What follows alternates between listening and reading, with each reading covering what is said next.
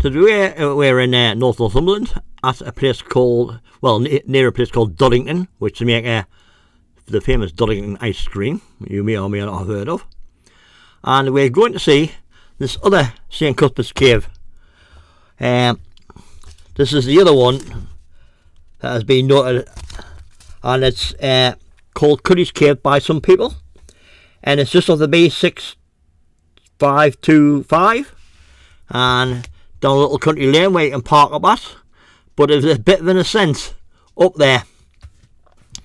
It's got some gorgeous views at the top, but we did come on a bit of a wet day, so it was a bit squishy and slidey, but it's probably better in the dry. And there's the so-called cave. Well, you can call it a cave. I'm a bit dubious now about the fact that St. Cuthbert did stay here, or anyone stayed here actually. But let's have a look around anyway, because there's some quite nice views. Hanging out there, we can see Doddington in the distance, and the Cheviot Hills.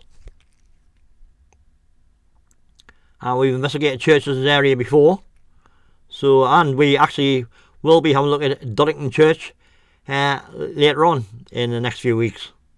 So let's go up the top of this jutting formation and see what we can find. It's a bit slippy and slidey.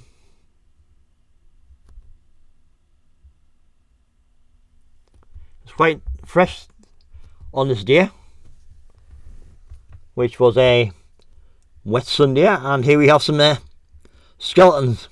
Whether it be, I'm not sure what it is, perhaps a sheep. By the looks of it, who knows, it could be a deer.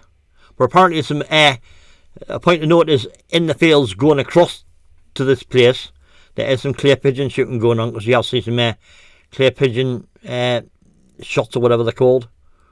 Discs. Look like coffee lids, coffee cup lids. And this is the top of their cave. And apparently there's some cut and ring martins on here years ago, but they've apparently faded. And there we have an absolutely gorgeous view. Unfortunately, it's not clear, because as you can see, the overhanging mist, and the weather forecast said there was some rain coming in. And it's very much like the St. Cuthbert's Cave we visited previously, where you've got the halfway up the hill, and you've got the summit at the top, and looks down on a good defensive position. There was a rainstorm coming, so we weren't keen on spending too long here, but we just thought we'd have a look while we could. As I say, it's completely different to the St. Cuthbert's Cave we visited previously.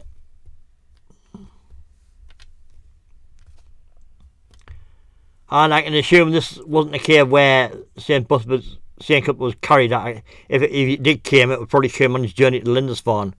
But I still doubt he ever stayed here, because looking at the actual place itself, where you could, the so-called cave, it's very short and narrow, and depending on the weather, I don't think it'd be very good protection. I got some graffiti in there.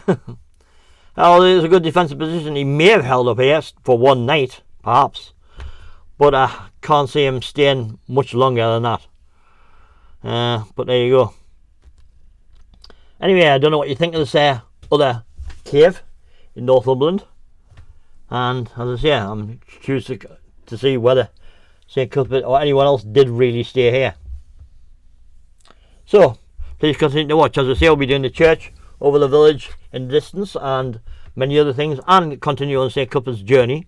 I'll be in Chestertree Church, where he stayed for 101 years before going to Durham Cathedral. So thanks for watching. Please like and subscribe. Bye for now.